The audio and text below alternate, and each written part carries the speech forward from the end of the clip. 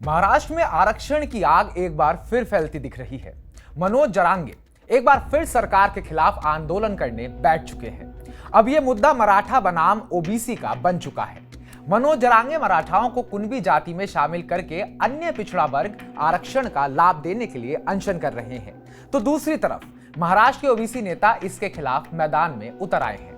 Cabinet मंत्री छगन भुजबल के बाद अब राष्ट्रीय ओबीसी महासंघ ने भी चेतावनी दे डाली है।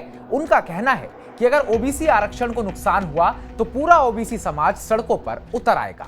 चलिए आपको बताते हैं कि पूरी लड़ाई आखिर किस चीज को लेकर है और क्यों सरकार मराठाओं को आरक्षण नहीं दे पा रही है। नमस्कार, मैं उत्कर्ष प्रताप सिंह और आप देख रहे हैं टीवी 9 भारतवर्ष। मनोज जरांगे पाटिल पिछले कुछ सालों में एक अहम चेहरा बनकर सामने आए हैं। मराठा आंदोलन का जिक्र होते ही सबसे पहले यही चेहरा सामने आता है। जरांगे एक सामाजिक कार्यकर्ता है। 2023 में उन्होंने भूख हड़ताल भी की थी, जिसके बाद पूरे राज्य में बड़ा आंदोलन हुआ था। अब वो 29 अगस्त से मुंबई के आजाद मैदान में अनशन पर है। उनकी मांग है कि महाराष्ट्र के सभी मराठाओं को कुणबी जाति का सर्टिफिकेट जारी किया जाए। हालांकि बॉम्बे हाईकोर्ट ने सरकार को अनशन स्थल खाली कराने का निर्देश दे दिया है। कुणबी का सामान्य अर्थ होता है खेती करने वाला वर्ग या फिर जाति। शिवाजी के मराठा साम्राज्य की सेनाओं में शामिल अधिकतर मावल इसी समुदाय से थे। बाद में कुणबी और मराठा की पहचान अलग मानी जाने लगी। कुणबी मराठा किसानों की एक उपजाति है। बहुत से मराठा खुद को कुणबी नहीं मानते। इनकी सामाजिक आर्थिक स्थिति को देखते हुए ओबीसी के तहत आरक्षण का लाभ दिया गया है। ब्रिटिश काल के शैक्षिक और रेवेन्यू रिकॉर्ड्स में बहुत से मराठा कुणबी के तौर पर दर्ज थे। मनोज जरांगे पूरे मराठा समुदाय के लिए ओबीसी आरक्षण चाहते हैं। 2023 में मनोज जरांगे के आंदोलन के बाद महाराष्ट्र सरकार ने रिटायर्ड जस्टिस संदीप शिंदे की अगुवाई में एक कमेटी बनाई। इसने अंग्रेजों के दौर के दस्तावेजों में कुणबी का रेफरेंस तलाशा। हैदराबाद गजट में 58 लाख परिवारों का रिकॉर्ड मिला। इसके आधार पर सरकार मराठाओं को कुणबी सर्टिफिकेट जारी करने लगी। अब आपको ये बताते हैं कि सरकार ने आरक्षण पर अब तक क्या क्या किया है और उससे क्या क्या प्रतिक्रियाएं सामने आई है। 2018 में तत्कालीन देवेंद्र फडणवीस सरकार ने मराठा समुदाय को SEBC यानी कि socially and educationally backward class के तहत 16% आरक्षण देने का कानून बनाया था। इसका आधार था जस्टिस MG गायकवाड़ आयोग की रिपोर्ट, जिसमें कहा गया कि मराठा समाज सामाजिक और आर्थिक रूप से पिछड़ा है। इसके बाद यह मामला बॉम्बे हाईकोर्ट पहुंच गया, जहां बॉम्बे हाईकोर्ट ने इस कानून को वैध माना, लेकिन आरक्षण को 16% से घटाकर 12% शिक्षा में और 13% नौकरियों में कर दिया गया। कोर्ट ने कहा कि गायकवाड़ आयोग की रिपोर्ट में पिछड़ेपन के कुछ तर्क हैं, लेकिन 16% आरक्षण ज्यादा है। इसके बाद मामला सुप्रीम कोर्ट पहुंच गया और सुप्रीम कोर्ट ने इस आरक्षण को रद्द कर दिया। फिर साल 2024 में सरकार ने सामाजिक एवं शैक्षिक रूप से पिछड़े वर्ग अधिनियम को लागू किया, जिसमें मराठाओं को 10% आरक्षण दिया गया। महाराष्ट्र में मराठाओं की 28% आबादी है। हालांकि इस आरक्षण पर सुप्रीम कोर्ट द्वारा तय 50% की सीमा से अधिक होने के कारण रोक लगा दी गई। मनोज जरांगे की मांग के खिलाफ ओबीसी नेता एक साथ हुंकार भर रहे हैं। महाराष्ट्र के मंत्री और वरिष्ठ ओबीसी नेता छगन भुजबल ने कहा कि मराठाओं को ओबीसी के कोटे में शामिल नहीं किया जा सकता। यदि ओबीसी समुदाय के लिए तय आरक्षण में कटौती की गई तो लाखों लोग प्रदर्शन करेंगे। भुजबल का कहना था कि अदालत पहले ही मराठाओं और कुणबियों को एक समुदाय मानने की मांग को मूर्खतापूर्ण बता चुकी है।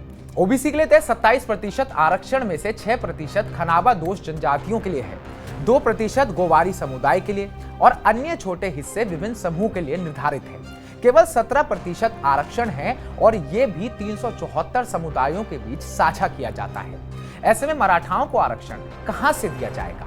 अब आपको ये बताते हैं कि सुप्रीम कोर्ट में आखिर बार बार पेच क्यों फंस जाता है। 5 मई 2021 को सुप्रीम कोर्ट के 5 जजों की संविधान पीठ ने इस मामले में एक ऐतिहासिक फैसला सुनाया। कोर्ट ने साफ कहा कि मराठा समुदाय को दिया गया आरक्षण असंवैधानिक है, क्योंकि ये 50% की उस सीमा को पार करता है जिसे पहले ही मंडल आयोग के फैसले में तय किया जा चुका है।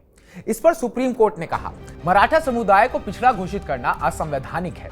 मराठा समुदाय सामाजिक और शैक्षणिक रूप से पिछड़ा सिद्ध नहीं हो सकता। गायकवाड़ आयोग की रिपोर्ट में ठोस आधार नहीं थे। 50% आरक्षण सीमा पार नहीं की जा सकती। इसके लिए सुप्रीम कोर्ट ने 1992 के इंदिरा साहनी बनाओ भारत सरकार के फैसले को दोहराया। आरक्षण की अधिकतम सीमा 50% ही हो सकती है। केवल अत्यंत असाधारण परिस्थितियों में ही इसे छूट दी जा सकती है।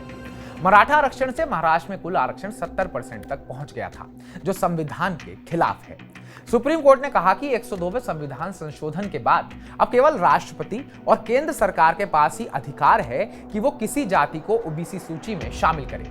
राज्य ओबीसी लिस्ट बना सकते हैं, लेकिन उसे केंद्र की मंजूरी के बिना लागू नहीं किया जा सकता। अब सवाल यह उठता है कि क्या आरक्षण की 50% सीमा मंडल केस में है? सबसे पहले यह समझिए कि भारत में आरक्षण व्यवस्था का उद्देश्य सामाजिक और शैक्षणिक रूप से पिछड़े वर्गों को मुख्यधारा में लाना रहा है। लेकिन यह आरक्षण कितना हो सकता है, इसकी एक संवैधानिक और न्यायिक सीमा तय की गई है, 50%। यह सीमा सीधे संविधान में तो नहीं लिखी गई है, लेकिन सुप्रीम कोर्ट ने समय समय पर अपने फैसलों के जरिए इसे स्थापित किया है। मंडल आयोग की सिफारिशों के बाद केंद्र सरकार ने 1990 में ओबीसी वर्ग को 27% आरक्षण देने की घोषणा की थी। इस फैसले के खिलाफ देश भर में भारी विरोध हुआ और मामला सुप्रीम कोर्ट जा पहुंचा। 9 जजों की संविधान पीठ ने इस मामले की सुनवाई करी और 1992 में फैसला सुनाया गया। कोर्ट ने आरक्षण को संविधान के अनुच्छेद 16/4 के तहत वैध तो माना, लेकिन एक शर्त यह लगा दी कि कुल आरक्षण 50% से अधिक नहीं हो सकता।